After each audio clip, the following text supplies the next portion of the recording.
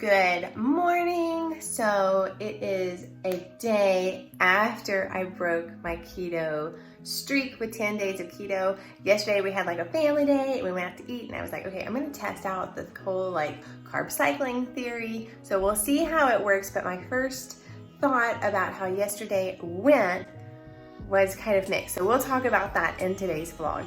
Now, I've already had 1 cup of coffee because I literally can't do anything before I drink a cup of coffee, and Adam brought it to me in bed, so I didn't show you that. But I'm gonna show you what I'm doing today, what I'm eating to help me get back on keto. So today will be my first day back after a splurge day, a cheat day, a carb up day that we had yesterday.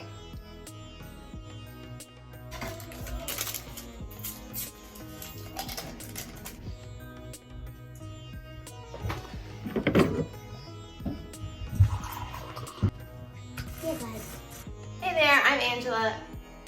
I'm still waking up. I'll probably record the intro later. Let me wake up and then I need more coffee. That's what's happening.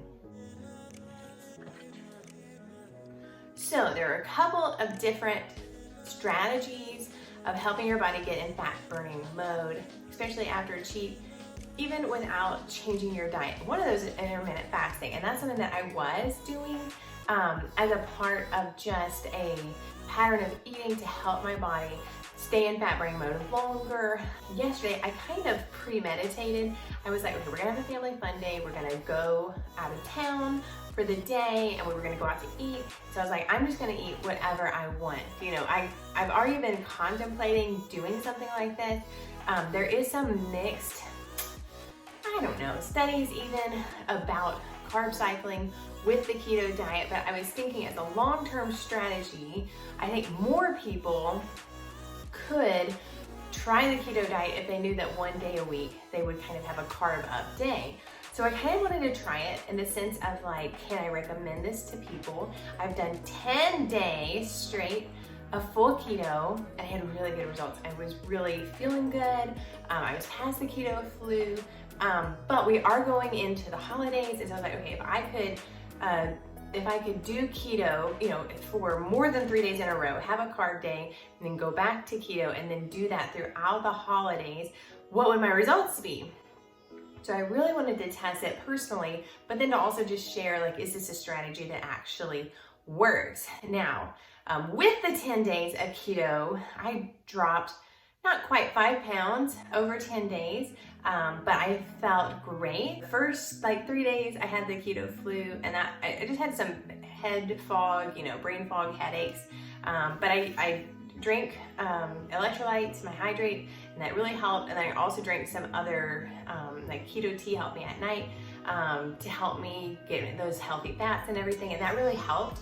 So I wasn't like in the brain fog for like long, but I would feel it and then I would do something to help. So I definitely experienced that over the 10 days. So yesterday, I woke up, I drank coffee. I don't usually eat anything for breakfast, and we woke up and we left to go out of town for our family fun day. Once we got to the park, the playground, I was starting to feel hungry, and at first I was like, okay, well, I can probably make it, I'm okay. And then I was like, no, I'm not gonna make it, like I'm really hungry. And so at that point, I hadn't eaten any carbs. Well, I did bring some keto snacks, but I had left them in the car. The only thing I'd actually put in the stroller was something I was intending to give the kids. So it wasn't my first pick, but it was like this peanut butter cranberry energy bar. So obviously it was not keto, it was more for like quick energy or whatever. It had 24 carbs in it. So I was like, well, maybe this will be okay because it does have some protein. It had like 9 grams of protein, so it wasn't like pure carbs.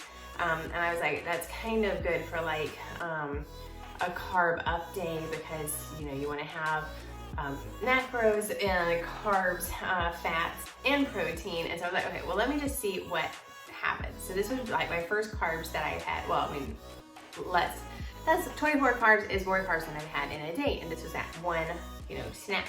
It was like 240 calories, you know, so it's not like it was a high calorie thing, but so anyway, so I ate it. At first I felt a burst of energy, and then I felt not lightheaded, but I felt like high sugar. Like I feel like if I would have tested my blood sugar, I feel like it would have been really high. Thankfully, I was like up, I was walking, I was using, and I was processing this too mentally. I was like, okay, when you eat carbs, it should be a high energy day, because that's what's good about carb cycling. If you're gonna do carb cycling, you can plan it to where your carb up days are a day that you're gonna be extra active and you want more quick energy in your bloodstream. So it's kind of a way to like be able to be energy flexible, so you can use both carbs and fat as fuel. So I was like, okay, well, we're gonna be up, we're gonna be walking at this park. So I think this is gonna work out okay. It wasn't like I felt horrible. I just definitely felt a difference. I felt a difference in the way that my body responded to the quick energy, the carbs. So then about an hour, 2 hours later, we had lunch. We went out for Mexican, which is one of my favorite foods. And again, I had already pre-planned. I was like, I'm just gonna eat whatever I want, and it's gonna be my one meal of the day. It was great. It tasted great. I already could tell that throughout the 10 days that my appetite had probably dropped. So then whenever we went out to eat, I feel like I didn't eat as much as I had the previous time. And I look like a hot mess. So I can't believe I'm recording this video. No makeup, my hair is not even fixed. But I wanted this to be real life, so I'm gonna update you throughout the day. So I'm still drinking my coffee, I'm still waking up. We went back to the park, played for several more hours. I got in lots of steps, so I know I burned more energy than I normally do at home. And then we drove home. So then we were in the car on our way home. But when we got home, now there was a combination of, I had been walking on my feet all day, and then I had kind of a carb heavy meal for my lunch. And we got home, I just remember we were sitting down and I was like done. I washed the kids were all bathed, we put them in bed, and it was time for me to just like be done for the day. And I was like, I don't feel good. And it wasn't like I feel sick, it was just like the past few nights, especially over those 10 days at night, I didn't feel this way. I didn't feel exhausted. I didn't feel, well, during the first 3 days of keto, I think I did feel exhausted at the end of the day while my body was shifting fuels. But this, I felt like exhausted. Like I was just like, I have no patience. I don't even want to eat anything. I'm not hungry. I'm still full, but I just don't feel good. And so I thought that I wanted to share that with you guys. So I just felt really, really tired. I just felt like I wasn't hungry, so I didn't eat dinner.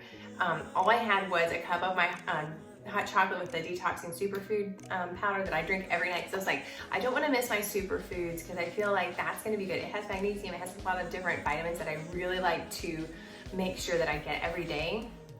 And so I just mix it up with a little bit of heavy whipping cream, and that's what I had. So that's how I ended my day yesterday.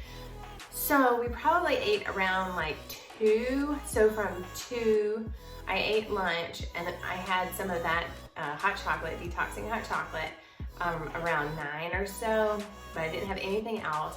And then now I'm drinking coffee, and I still feel stuffed. Like I still don't feel like I'm hungry. I still feel like not just like fullness, like heaviness in my stomach. And so I'm wondering, you know, it was a big meal. I did eat more than I had the previous 10 days, but I'm wondering about like how my body digests carbs, like if it is taking longer, if it's wondering like, where have you been? What do we do with this? You know, I just don't know. So I don't feel like full of energy. Like I said, I'm definitely drinking another cup of coffee before I'm getting into gear to like, you know, work and like be a mom. I'll let y'all know this is going into Thanksgiving if you're watching this. So this is the Saturday before Thanksgiving.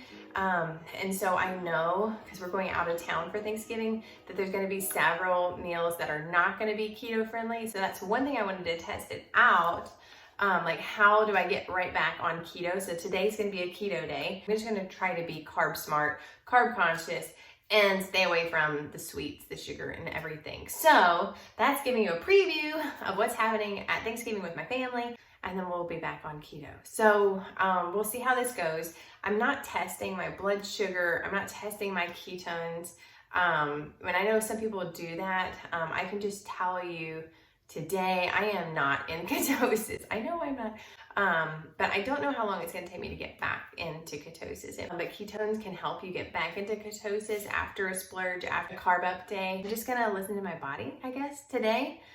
And like I said, I am nowhere close to being hungry. So this is my second cup of coffee. I'm going to drink this. I'm going to do a little bit of work. I'm going to do some video editing, I guess, to get me some videos set up for next week while we're traveling. And then I'll show you what else that I ate today. But I hope that you enjoy this kind of behind the scenes, real talk vlog video. And if you do carb cycling, if you do carb up days, I want to hear how you do them. What are the benefits that you can see? Anyway, so I want to hear that from you. So my next drink, I decided I was going to go ahead and test out my ketones to help me get back into ketosis.